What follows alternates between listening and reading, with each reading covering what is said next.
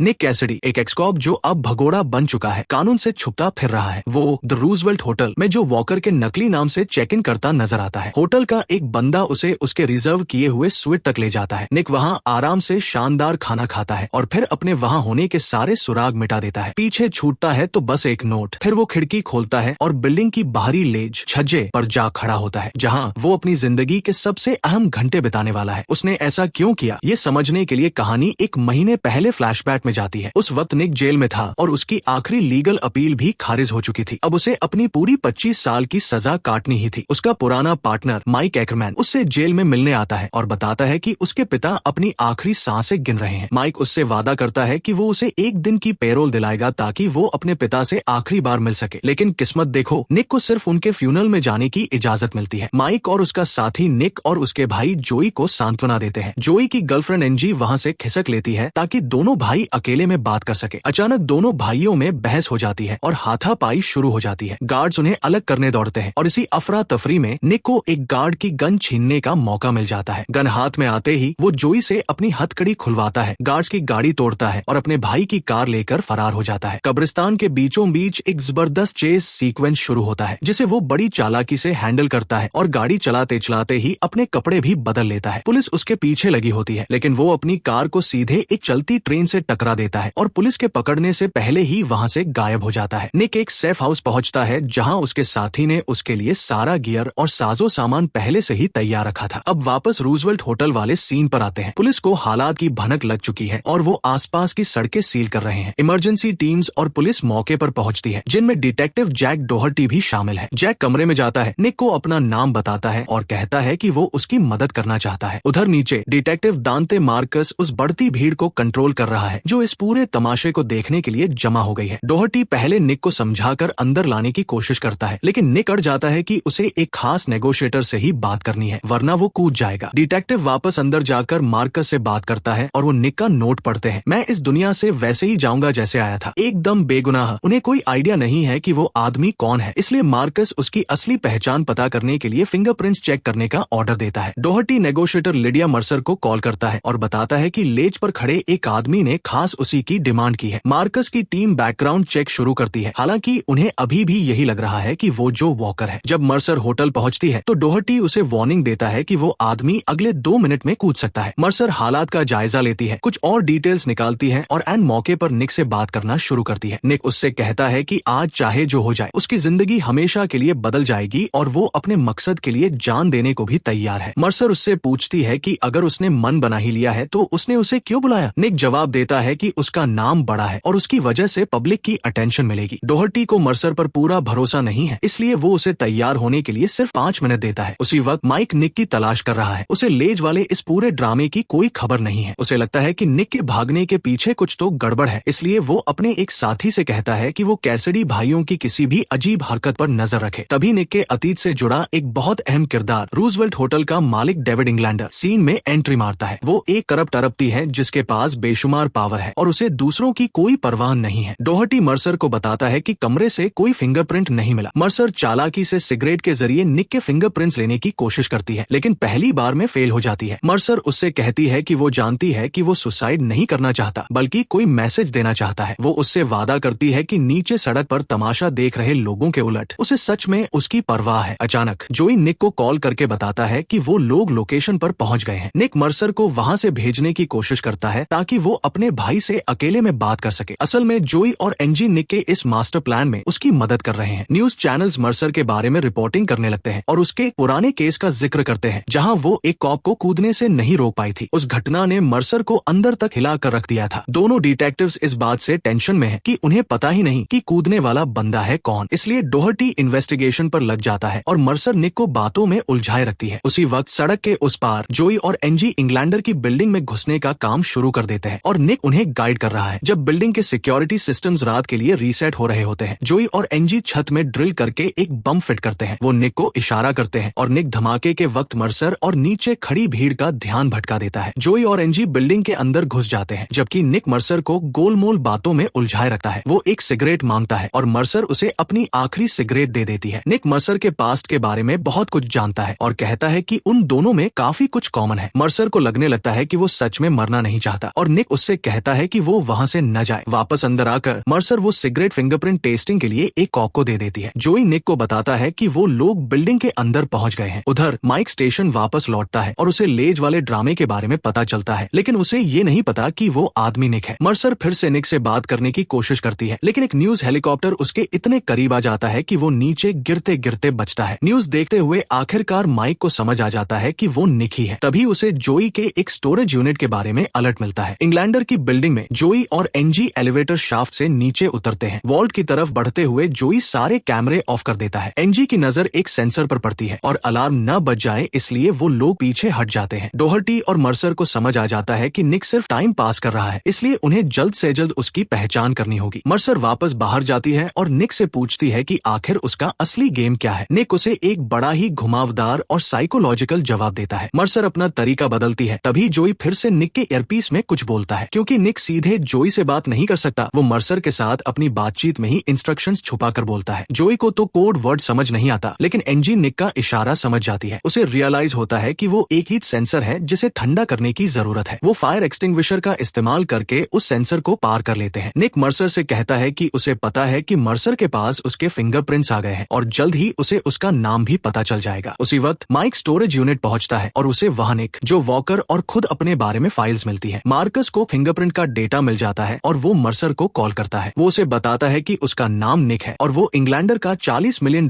का डायमंड चुराने के जुर्म में सजा काट रहा है। मार्कस ये भी बताता है कि इंग्लैंडर ही इस होटल और पास के डायमंड एक्सचेंज का मालिक है। मर्सर और डोहर्टी समझ जाते हैं कि निक खुद को बेगुनाह साबित करने की कोशिश कर रहा है। उसे पता चलता है कि माइक निक का पार्टनर था और वो उसे कॉल करती है, जबकि माइक उस वक्त सबूत मिटाने में लगा हुआ है। मार्कस इंग्लैंडर के गार्ड्स को वॉल्ट चेक करने का ऑर्डर देता है। इस बीच जोई और एनजी वॉल्ट का दरवाजा खोलने की कोशिश कर रहे हैं। मर्सर निक से पूछती है कि इस पूरे तमाशे का आखिर पॉइंट क्या है। निक उसे डायमंड एक्सचेंज में पुलिस भेजने को कहता है, जिससे जोई डर जाता है क्योंकि उनका काम अभी पूरा नहीं हुआ था। निक कहता है कि वो बेगुनाह है और मर्सर से यकीन करने को कहता है कि इंग्लैंडर ने उसे फंसाया है। मर्सर को अभी भी डाउट है कि वो सच बोल रहा है या नहीं। निक कहता है कि ये उसकी नई पेशी है और वो नीचे खड़ी पब्लिक से अपने लिए चीयर करवाता है। उसी वक्त पुलिस गार्ड्स को लेकर वॉल्ट एरिया की तरफ बढ़ रही है। निक जोई को अलर्ट करता है कि पुलिस आ रही है और जोई उससे कहता है कि कुछ भी करके उनका ध्यान भटकाओ। अचानक निक लेज से पैसे नीचे फेंकने लगता है, जिससे भीड़ बेकाबू हो जाती है और पुलिस का रास्ता ब्लॉक हो जाता है। एनजी कोड कैप्चर करने के लिए एक कैमरा सेट करती है और जोई छुपने की जगह ढूंढता है। जैसे ही वो दोनों छुपते हैं, गार्ड्स और पुलिस अंदर आ जाते हैं। उधर मार्कस इंग्लैंडर से निक के बारे में बात करता है। इंग्लैंडर बौखलाया हुआ है और उसे लगता है कि निक ने जानबूझकर ये दिन चुना है क्योंकि आज उसका एक बड़ा प्रेस इवेंट है। मार्कस उसे भरोसा दिलाता है कि वो सब संभाल लेगा, लेकिन इंग्लैंडर उसे धमकी देता है कि अगर वो फेल हुआ तो उसकी नौकरी चली जाएगी। वॉल्ट के पास गार्ड पुलिस को अंदर ले जाता है और कोड एंटर करता है। वो कॉप्स को समझाता है कि सिक्योरिटी एकदम टाइट है और सब सेफ है। फिर वो मार्कस को रिपोर्ट करता है। मार्कस कमरे में आता है और मर्सर से कहता है कि स्वैट टीम के आने में सिर्फ 15 मिनट बचे हैं। इस बीच माइक अपनी गाड़ी दौड़ाता हुआ होटल की तरफ आ रहा है। जोई और एनजी अपने छुपने की जगह से बाहर निकलते हैं और वापस वॉल्ट की तरफ जाते हैं। मर्सर निक को स्वैट टीम के बारे में वार्निंग देती है तो निक उसे बताता है कि डायमंड के साथ असल में क्या हुआ था। वो बताता है कि जब वो डायमंड को ट्रांसपोर्ट कर रहा था तब इंग्लैंडर के गुंडों ने ही उसे लूट लिया था। इंग्लैंडर दिवालिया हो चुका था, इसलिए अपनी हार मानने के बजाय उसने ये फ्रॉड किया। मर्सर उस पर यकीन करना चाहती है, लेकिन जब निक कहता है कि इसमें पुलिस वालों ने भी इंग्लैंडर की मदद की थी तो वो टेंशन में आ जाती है। वो उसकी कहानी क्रॉस चेक करने जाती है। तभी माइक होटल पहुंच जाता है। ऊपर जाने से पहले माइक एक पल के लिए मार्कस से बात करता है। एक अफसर निक के जेल सेल से कुछ पेपर्स लेकर आता है और माइक कहता है कि वो खुद ये पेपर्स ऊपर ले जाएगा। मर्सर डोहर्टी से कहती है कि उसे लगता है निक बेगुनाह है, लेकिन डोहर्टी इस बात को नहीं मानता। वो मार्कस से पूछती है कि क्या निक, जो वॉकर नाम के एक कॉप के खिलाफ इंटरनल अफेयर्स का इन्फॉर्मर था, उसे लगता है कि इन दोनों बातों में कोई कनेक्शन है, लेकिन मार्कस साफ मना कर देता है। जैसे ही मर्सर कहती है कि निक सुसाइडल नहीं है, मार्कस स्वैट टीम को अटैक करने का ऑर्डर दे देता है। इस बीच पब्लिक दो हिस्सों में बंट चुकी है कि निक बेगुनाह है या नहीं। माइक पेपर्स चेक करता है और डोहर्टी को देने से पहले उनमें से कुछ पेपर्स छुपा लेता है। मर्सर उससे पूछती है कि क्या वो इंग्लैंडर को जानता है, लेकिन वो मुकर जाता है। मर्सर को माइक पर भी भरोसा नहीं है, इसलिए वो उसे निक से दूर ही रखती है। उधर एनजी एक वेंट के रास्ते सेफ रूम में घुसती है। अंदर उसे निक की मदद से अलार्म्स डिसेबल करने हैं। मर्सर निक को अंदर आने के लिए मनाती है, लेकिन वो थोड़ा और वक्त मांगता है। डोहर्टी को जेल वाले पेपर्स में बम बनाने के प्लान्स मिल जाते हैं। उसी वक्त निक एनजी को बता रहा होता है कि सेंसर कैसे बंद करने हैं। उसे समझ नहीं आ रहा होता कि कौन सा तार काटना है, लेकिन वो तुक्के में सही तार काट देती है। एनजी उस कनेक्शन का यूज करके सिक्योरिटी सिस्टम को हैक कर लेती है। जोई पहला दरवाजा खोलता है और सेफ में ड्रिल करना शुरू कर देता है। जैसे ही स्वैट टीम आगे बढ़ती है, मर्सर निक से पूछती है कि क्या सच में कोई बम है। डोहर्टी उसे खिड़की से दूर हटने को कहता है। वो उनसे बहस करती है और फिर खुद भी निक के साथ लेज पर आ जाती है। एनजी और जोई सेफ खोल लेते हैं और उन्हें वहाँ ढेर सारा कैश मिलता है, लेकिन उन्हें तो सिर्फ वो मोनार्क डायमंड चाहिए था। जब वो वॉल्ट खंगाल रहे होते हैं, मर्सर और निक लेज पर ही डटे रहते हैं। बदकिस्मती से डायमंड वहाँ नहीं होता और मर्सर निक को जोई से बात करते हुए सुन लेती है। निक उसे सब सच बता देता है कि वो असल में क्या गेम खेल रहा है। चूंकि डायमंड वॉल्ट में नहीं था, जोई को प्लान बी यूज करना पड़ता है। वो गार्ड्स के लिए मुसीबत खड़ी करने के लिए जानबूझकर अलार्म बजा देते हैं। इंग्लैंडर वॉल्ट चेक करने आता है और पुलिस को बाहर ही रोककर अपना एक सीक्रेट दूसरा सेफ चेक करता है जिसमें असली डायमंड रखा है। अपना हीरा सेफ देखकर वो उसे अपनी जेब में रख लेता है। मर्सर वापस अंदर आती है और इंटरनल अफेयर्स को बुलाने की डिमांड करती है। माइक वापस आता है, डोहर्टी को कमरे से बाहर निकालता है और निक से बात करने के लिए दरवाजा लॉक कर देता है। वो निक से अंदर आने को कहता है और भरोसा दिलाता है कि वो उसकी मदद करने आया है। निक माइक को इंटरनल अफेयर्स के बारे में बताता है, जिसे सुनकर माइक घबरा जाता है और निक को दबोचने की कोशिश करता है। उसी वक्त मार्कस स्वैट को एक्शन लेने का ऑर्डर देता है और 2 कॉप्स रस्सी से लटककर निक की तरफ आते हैं। निक कूदकर एक दूसरी लेज पर जाता है और वापस बिल्डिंग के अंदर घुस जाता है। नीचे खड़ी पब्लिक ये पूरी फाइट देखकर भड़क जाती है। मार्कस और स्वैट पूरे होटल में निक का पीछा करते हैं। उधर इंग्लैंडर अपने स्वीट में जाता है तो वहाँ उसका सामना जोई और एनजी से होता है। जोई उसकी तलाशी लेता है और छुपा हुआ डायमंड निकाल लेता है। वो इंग्लैंडर को उसी के सेफ से बांध देते हैं और हीरा लेकर रफू चक्कर हो जाते हैं। लॉबी में वो एक बैग वैले को पकड़ा देते हैं। वैले वो डायमंड लेता है और उसे छुपा देता है। इंग्लैंडर मार्कस को कॉल करता है और बताता है कि हीरा जोई के पास है। मार्कस स्वैट टीम से झूठ बोलता है कि निक के पास बम है और उसे मार गिराना ही होगा। जब मर्सर माइक को ढूंढ रही होती है, इंटरनल अफेयर्स उसे कॉल बैक करते हैं। वो उसे बताते हैं कि माइक और मार्कस के खिलाफ इन्वेस्टिगेशन चल रही है। निक अभी भी पुलिस टीम से भाग रहा है। रास्ते में उसे वैले मिलता है जो उसे डायमंड वाला कोट पहना देता है और कॉप्स को चकमा दे देता है। पुलिस निक को चारों तरफ से घेर लेती है, इसलिए वो वापस लेज पर जाकर ऊपर छत की तरफ चढ़ने लगता है। उधर मार्कस जोई और एनजी को पकड़ लेता है और डायमंड उगलवाने के लिए उनके साथ मारपीट करता है। निक छत पर पहुंचता है और उसी वक्त मर्सर और स्वैट टीम भी वहां पहुंच जाती है। निक सरेंडर कर देता है, लेकिन मार्कस निक की मदद करने के इल्जाम में मर्सर को ही अरेस्ट कर लेता है। मार्कस बाकी कॉप्स को वहां से जाने को कहता है ताकि वो अकेले में निक से निपट सके। तभी इंग्लैंडर जोई को घसीटता हुआ छत पर लाता है और हीरे के लिए उसे जान से मारने की धमकी देता है। निक उसे हीरा सौंप देता है, लेकिन इंग्लैंडर फिर भी मार्कस को ऑर्डर देता है कि इन दोनों को टपका दो। मर्सर किसी तरह खुद को छुड़ाती है और भागकर वापस छत पर आती है। मार्कस निक से कहता है कि या तो वो नीचे कूद जाए या फिर अपने भाई को मरता हुआ देखे। अचानक माइक की एंट्री होती है और वो मार्कस को गोली मारता है, लेकिन खुद भी घायल हो जाता है। इससे पहले कि मार्कस दोबारा गोली चलाए, माइक निक को धोखा देने के लिए उससे माफी मांगता है। मर्सर वहां पहुंचती है और मार्कस को मार गिराती है। जोई चिल्लाता है कि इंग्लैंडर भाग रहा है। निक सीधा छत से छलांग लगा देता है और नीचे बिछे एयर कुशन पर गिरता है। वो दौड़कर इंग्लैंडर का पीछा करता है और पूरी भीड़ के सामने उसे धर दबोचता है। निक उसे जमीन पर पटकता है और अपना डायमंड वापस ले लेता है। वो हवा में हीरा उठाकर पब्लिक को दिखाता है और पूरी भीड़ खुशी से पागल होकर चीयर करने लगती है। कुछ दिनों बाद जब निक पूरी तरह से बरी हो जाता है तो मर्सर उससे मिलती है और दोनों एक बार में ड्रिंक करने जाते हैं। उसके पिता, जो असल में कभी बीमार थे ही नहीं, ये सब देखकर बहुत खुश है और कहानी के एंड में जोई एनजी को प्रपोज करता है, वो भी उसी अंगूठी से जो उसने इंग्लैंडर के पास से उड़ाई थी।